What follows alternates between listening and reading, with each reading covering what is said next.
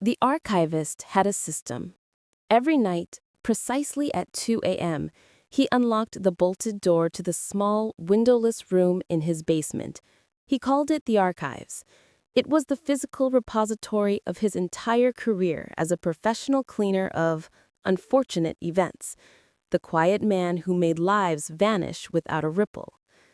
The archives held his insurance, a collection of sealed, cataloged objects, each a silent, damning piece of evidence against the city's elite.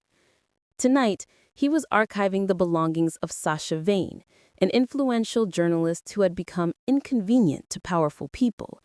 The job was clean, a staged car accident, but Tony meticulously cataloged the items retrieved from her apartment: her phone, a silver necklace, and a small leather journal.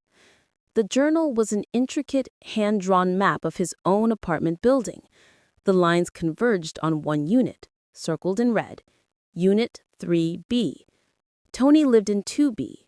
Sasha was tracking a pattern, a person who used 3B but likely lived elsewhere. The discovery was a cold knot in his gut.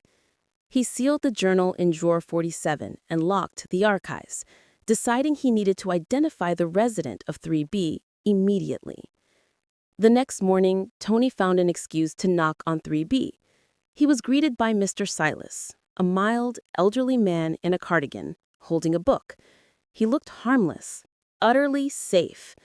"Just looking for a key I dropped to Mr. Silas," Tony lied. "Must have fallen somewhere."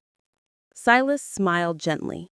"No key here, son, but perhaps you should look on the maintenance cart." Tony walked away, concluding Sasha's map was a mistake. Hours later, the doorbell rang. It was Mr. Silas. "I found this, Tony," Silas said, holding out a crumpled silver key fob. Tony recognized it instantly. The key fob he had retrieved from Sasha's apartment and sealed in drawer 47 just hours earlier.